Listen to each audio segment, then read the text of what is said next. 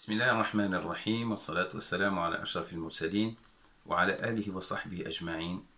Mes chers frères, mes chères sœurs, assalamu alaikum wa rahmatullahi wa barakatuh.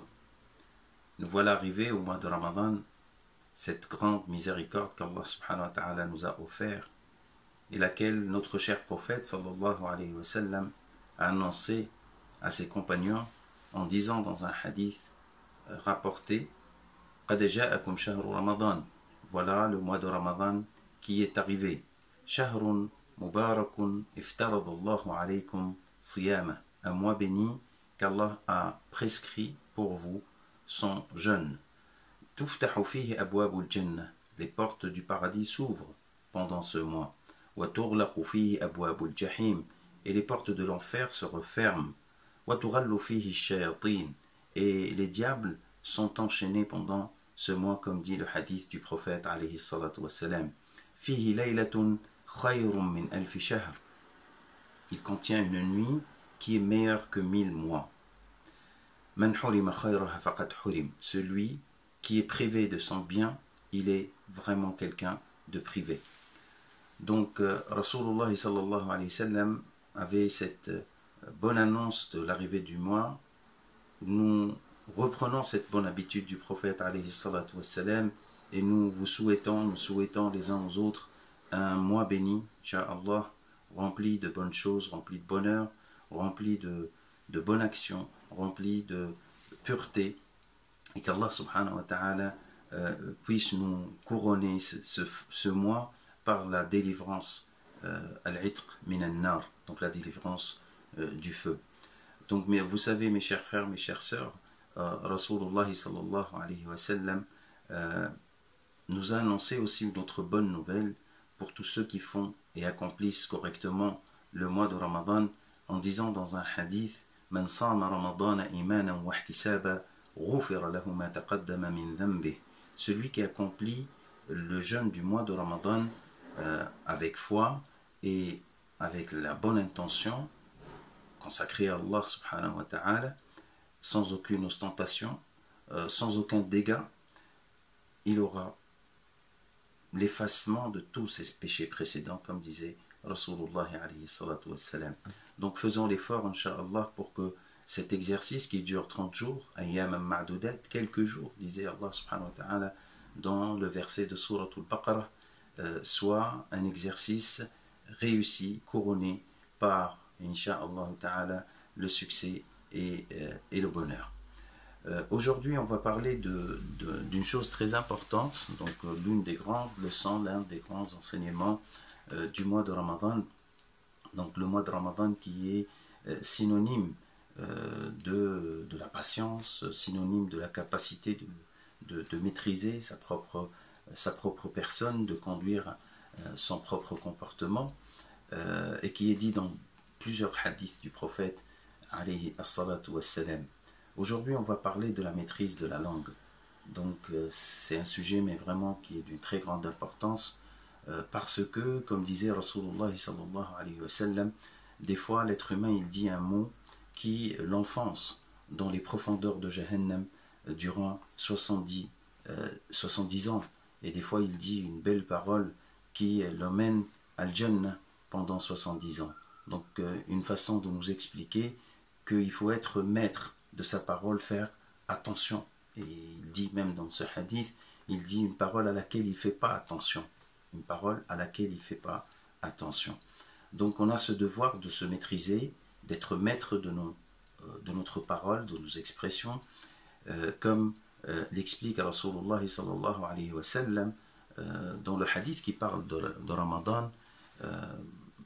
Donc إذا كان يوم أحدكم إذا كان يوم الصيام أحدكم فلا يرفث ولا يفسق فإن سابه أحد أو قتله فليقل اللهم إني صائم أو كما قال رسول الله صلى الله عليه وسلم. Donc le jour du jeûne, quand on commence le jeûne, quand on fait notre jeûne, donc quand on est agressé par quelqu'un, donc les situations les plus difficiles, les plus graves qui nous font perdre la maîtrise de notre langue, c'est surtout les situations de confrontation, de conflit avec les gens. Et c'est surtout ces moments-là, comme l'explique Rasulullah sallallahu alayhi wa sallam, où doit apparaître cette capacité de maîtrise de soi et cette maîtrise de la maîtrise de la parole. Donc il disait, quand quelqu'un t'agresse, quand il t'attaque, quand il te provoque, dis je suis en état de jeûne. Dis je suis en état de jeûne, rappelle-toi, pense bien au fait que tu es en situation d'abstention et de retenue. Donc de retenue, et bien évidemment, retenir sa langue fait partie de cet exercice de retenue. On sait que la parole a une très grande importance en islam. Allah subhanahu wa ta'ala considère la parole comme un bienfait qu'il a donné à l'être humain. C'est une distinction qu'il a accordée à l'être humain. Il dit au début de la sourate, le tout miséricordieux, Ar-Rahman, Ar-Rahman, Allama al-Qur'an, Khalaq al-Insan, Allamahu al-Bayan. Donc il lui a appris l'expression, la capacité de parler. Donc c'est une ni'ma de la part d'Allah subhanahu wa ta'ala, c'est un bienfait de la part d'Allah qu'il soit exalté, que nous soyons des êtres qui sont capables de parler, d'exprimer ce qu'ils ont à dire. Sachant aussi que cette langue, cette parole est une responsabilité. Bien sûr, Allah subhanahu wa ta'ala nous rappelle dans le Coran que le jour du jugement, donc dans la scène du jugement et les circonstances du jugement, nos langues seront témoins contre nous ou pour nous. D'accord ?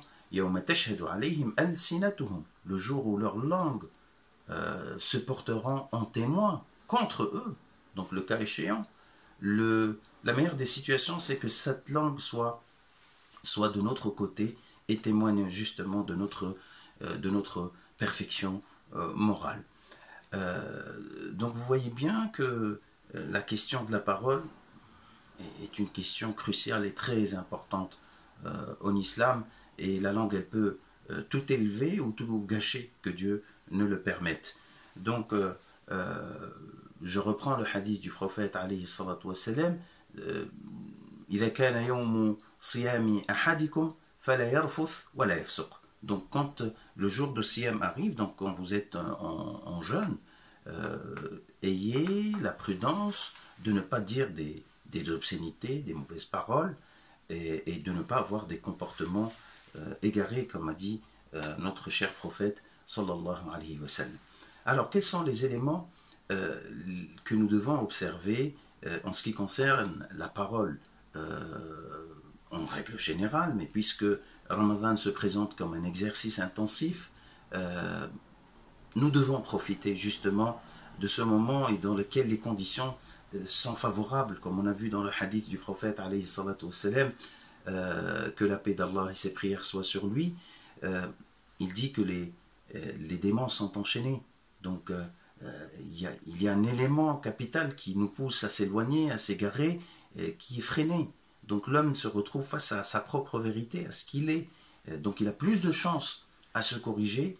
Le monde autour de soi, il s'organise selon Ramadan, selon l'esprit de Ramadan. Et vous le remarquez, même autour de vous, vous êtes questionné à propos de Ramadan. Les gens sont curieux, ils veulent savoir comment se pratique ce mois. Et les gens maintenant, ils savent qu'est-ce que Ramadan. Ils sont encore plus vigilants et attentifs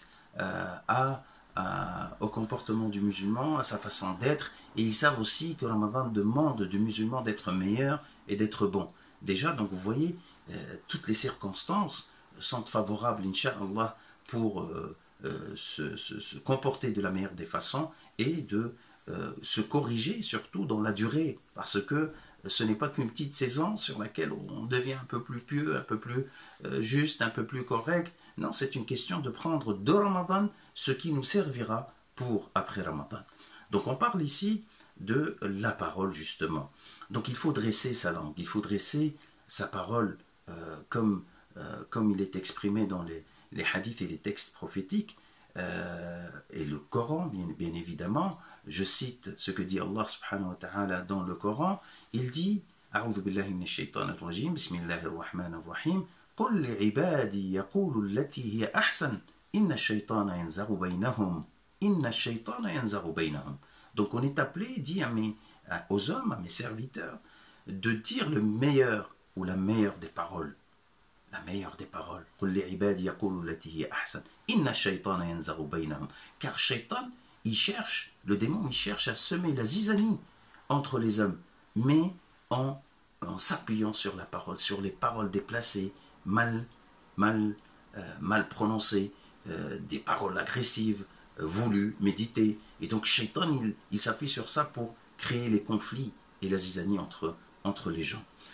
Donc il faut faire attention. Allah subhanahu wa ta'ala dit قُلْ لِعِبَادِي يَقُولُوا الَّتِي هِيَ أَحْسَنُ. Dis à mes serviteurs de dire le meilleur de ce qu'ils doivent dire. Il dit وَقُولُوا لِلنَّاسِ حُسْنًا. Et dites aux gens la meilleure des paroles, les plus belles des paroles. N'est-ce pas? Donc avec une généralité, une universalité claire dans ce texte, dites aux hommes. Donc le musulman, il doit chercher à communiquer de la meilleure des façons, de parler de la meilleure des façons, cette façon qui sème l'apaisement, la tranquillité et la paix entre nous, parce que c'est l'objectif en vérité de l'islam. Comme a dit Rasoul alayhi salatu wassalam, afshu salam baynakum, diffusez la paix entre vous. La paix étant une expression de salut, mais la paix aussi, c'est synonyme de toute expression de salut. Parmi les choses qu'il faut éviter, certainement tout le temps, mais plus particulièrement pendant Ramadan, c'est de mentir, la véracité au lieu du mensonge. Donc, il faut purifier sa langue de toutes sortes de mensonges. Donc, le mensonge, malheureusement, qui, dans certains cas, et pour des gens, pas mal de gens, est un exercice quotidien. Et ils bossent avec, ils travaillent avec, ils communiquent avec, ils gèrent leurs affaires avec le mensonge. Le mensonge est un défaut universellement réfuté, et toutes les religions sont venues pour le bannir. Et Rasulullah sallallahu alayhi wa sallam, donc il disait dans un hadith lié à Ramadan, Man lam yada' qawla az-zuri wal 'amali bihi falaysa lillahi hajatun fi an yada'a ta'amahu wa sharabah. Celui qui n'abandonne pas le mensonge et le faux témoignage, Allah n'a pas besoin de ce qu'il laisse ou délaisse sa nourriture et sa boisson. Donc ça c'est clair, Ramadan n'a pas de sens s'il est accompagné de mensonges, comme l'a expliqué Ar-Rasoul sallallahu alayhi wa sallam. Cette vertu qui est as-sidq, la véracité, est une vertu principale en islam. C'était la qualité de tous les prophètes, comme le décrit le Coran al-Karim. وَاذْكُرْ فِي الْكِتَابِ إِبْرَاهِيمَ إِنَّهُ كَانَ صِدِّيقًا نَبِيًّا. La qualité d'Ibrahim, l'une de ses grandes qualités, c'était qu'il était tout véridique, comme l'explique Allah subhanahu wa ta'ala. Ismaïl, son fils, est qualifié de la même façon. إِنَّهُ كَانَ صَادِقَ الْوَعْدِ إِنَّهُ كَانَ صَادِقَ الْوَعْدِ وَكَانَ رَسُولًا نَبِيًّا. Donc il tenait ses promesses étaient véridiques, Ismaël, et il était, comme dit Allah subhanahu wa ta'ala, un prophète, messager envoyé aux hommes. La qualité la plus importante qui s'affichait de notre prophète Muhammad sallallahu alayhi wa sallam avant même donc son apostolat, son message, avant qu'il soit investi du message, c'était as-sadiqul amin, le véridique, le tout véridique et le digne de confiance. C'est la qualité majeure. Et Rasulullah sallallahu alayhi wa sallam, quand il a été questionné sur les défauts que pourrait avoir le musulman, ils lui ont posé plusieurs questions, mais quand il est arrivé au mensonge, il a dit la yakdhib al-muslimu la yakdhib. Le croyant ne doit pas mentir, parce que c'est un grand défaut qui va générer par la suite d'autres défauts, d'accord, dans notre vie. Et Allah subhanahu wa ta'ala nous recommande d'être parmi dans le parti pris des véridiques. Ya ayyuhalladhina amanu ittaqullaha wa kunu ma'a sadiqin. Ô vous qui avez cru, craignez Allah et soyez parmi les plus véridiques. Donc cette question d'éduquer sa langue, donc son esprit bien évidemment, à la droiture de la parole, donc à la véracité qui est une vertu à travers laquelle l'homme se respecte et il respecte les autres. Deuxième chose, c'est d'éviter tous les dégâts de la langue, et plus particulièrement la médisance. Ça aussi, c'est un grand défaut auquel les gens ne font pas très attention, parce qu'il est rentré dans les mœurs, dans les relations humaines, ça fait rire, c'est intéressant, Et malheureusement, c'est quelque chose d'extrêmement fâcheux que de médire les gens. D'accord? Donc, Rasulullah sallallahu alayhi wa sallam, et à titre symbolique, je cite cette histoire, on lui a ramené deux femmes, deux personnes, deux femmes, en fin de journée de Ramadan, qui ont vomi du sang et du pu. Et Rasulullah sallallahu alayhi wa sallam, il était étonné, comme les gens étaient étonnés quand ils les ont ramenés à Rasulullah sallallahu alayhi wa sallam. Il a compris et il a expliqué par la suite que ces deux personnes ont passé toute la journée du jeûne à médire les autres. Que veut dire médire les autres? Parce que des fois on ne sait pas la gravité et le détail de cet acte de médisance. Médire, comme a dit Rasulullah sallallahu alayhi wa sallam, dire à propos de quelqu'un, à propos de ton frère, quelque chose de vrai, mais qu'il déteste, qu'elle soit rendue publique, qu'elle soit dite aux gens. D'accord? Donc ce n'est pas du faux, c'est du vrai. Mais quand tu le dis en son absence, c'est bien ça la médisance. D'accord? Ça c'est interdit. Et Rasulullah sallallahu alayhi wa sallam a été questionné sur le sujet. Et il a expliqué que c'était la médisance, comme on l'a dit dans ces termes. Et quand on dit quelque chose de faux, quand on diffame la personne, quand on invente des histoires à propos de cette personne, donc c'est encore plus grave. Alors donc il faut faire très attention. La médisance, ça peut te faire plaisir à court terme, mais quel plaisir! C'est un plaisir empoisonné, donc qui détruit les relations, qui généralise l'indécence et le manque de confiance entre les gens. Donc Ramadan, c'est l'occasion de se dire non, là je ne vais pas parler, tu t'arrêtes de parler, on va découvrir, on peut découvrir ensemble que malheureusement dans certaines situations, la médisance elle occupe une grande partie de notre discours. Évacuons, essayons de sortir cette mauvaise chose de notre vie. Vous allez voir, on sera plus en paix et on sera plus respectueux de nous-mêmes, parce que médire les gens, c'est un acte et un comportement de lâcheté, malheureusement. Donc, la véracité, éviter la médisance, respecter la vie des gens, donc ne pas se mêler, et surtout pas de manière négative de leur vie, et parler à leurs propos en leur absence, d'accord, du vrai ou du faux. Ça, c'est des péchés que l'islam ne tolère pas, c'est des attitudes que l'islam, et toutes les religions d'ailleurs, ne tolèrent pas, le bon sens ne tolère pas.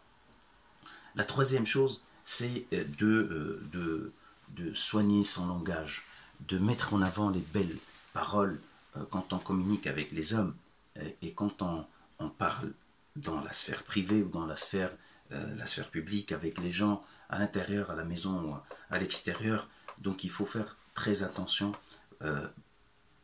Il faut dire, comme a dit Allah subhanahu wa ta'ala, وَقُولُوا لِلنَّاسِ حُسْنًا. Donc le musulman est tenu de choisir donc ses paroles et de dire que du bien. La parole est une responsabilité, c'est l'un des meilleurs actes que pourrait faire le croyant pendant ce mois et en dehors de ce mois, et soigner son discours de tout ce qui le rend de tout ce qui l'abîme, excusez-moi, de tout ce qui l'abîme, d'accord. Il est rapporté dans le hadith du prophète alayhi salatu wassalam, laysa al-mu'minu bit-ta'an, le croyant ne doit pas être ta'an, l'expression qui est utilisée ici. Ta'an, c'est celui qui cherche toute la journée à dire du mal des autres. Wal-ayyab, donc wal-ayyab, le musulman aussi, le croyant, il n'est pas la'an, wal-la'an, comme disait Rasulullah sallallahu alayhi wa sallam. Donc ce n'est pas celui qui maudit les gens, qui insulte les gens à tort et à travers, en leur absence ou en leur présence, c'est pareil. Donc wal la'an, celui qui insulte et qui agresse les gens avec la parole. Wal al-fahish, l'expression al-fahish, le musulman ne dit pas des expressions indécentes, donc qui provoquent les mauvaises idées chez les gens, d'accord, les paroles qui sont indécentes, qui provoquent l'être humain, ils le poussent à faire le mal. Wal al-badi, donc le badi, c'est celui qui dit tout ce qui porte atteinte à la pudeur, tout ce qui déshonore l'être humain, tout ce qui l'humilie, etc. Donc vous voyez ce groupe d'expressions, de types de paroles, si vous voulez, qu'il faut éviter. Des fois, on prend les choses à la légère et l'habitude est un facteur malheureusement défavorable dans ce sens. Les gens, ils parlent, ils ont cette facilité de parler, cette langue qui n'a pas de limite.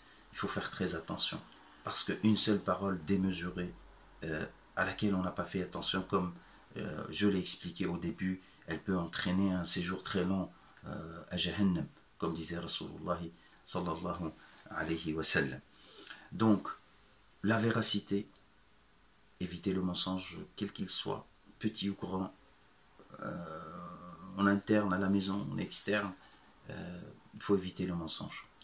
La deuxième des choses, donc, c'est d'éviter la médisance. Donc, utiliser sa parole pour faire du mal aux gens.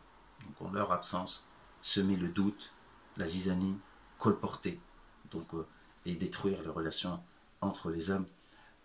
Dire la bonne parole, donc éviter de tomber dans les obscénités et le mauvais discours qui gâche le siyam déjà d'emblée et qui gâche notre foi et notre humanité, comme l'expliquent les hadiths de notre cher prophète sallallahu alayhi wa sallam. Dernier point, se livrer à un exercice de maîtrise de la langue à travers le silence. Arrêtez de trop parler, arrêtez d'être bavard, tout simplement. Comme a dit Rasoul alayhi salatu wassalam, il te suffit de tomber dans le mal en rapportant tout ce que tu sais. D'accord? Tout le temps. Tu es tout le temps en train de parler. Et comme dit la sagesse, Man kathura laghatuhu, kathura ghalatuhu. Celui qui parle trop, il fait autant d'erreurs et il risque de tomber dans l'erreur. Donc le silence qui nous permet de méditer, le silence qui nous permet d'observer la grandeur d'Allah subhanahu wa ta'ala, le silence qui nous permet de se remettre en question. Maryam alayhi salam, donc Marie, mère de Jésus, Isa alayhi salam, elle a, pendant son épreuve de la naissance de Isa alayhi salam, Allah subhanahu wa ta'ala lui a inspiré de garder le silence. D'accord? Qalat inni nadhartu lirrahmani sawma. Zachariah, la même chose. Il a fait cet exercice de siyam qui concernait le silence, pas la nourriture, mais le silence. Donc c'est un exercice d'adoration, subhanallah, quand il est mené avec cet esprit de se maîtriser, de s'habituer à contrôler sa langue, ça devient un exercice de spiritualité d'une très grande importance. Donc as-samt, le silence qui favorise tous ces bienfaits, nous aidera, Inch'Allah, aussi à éviter d'être trop bavard, de parler tout le temps, à tort et à travers, de dire n'importe quoi.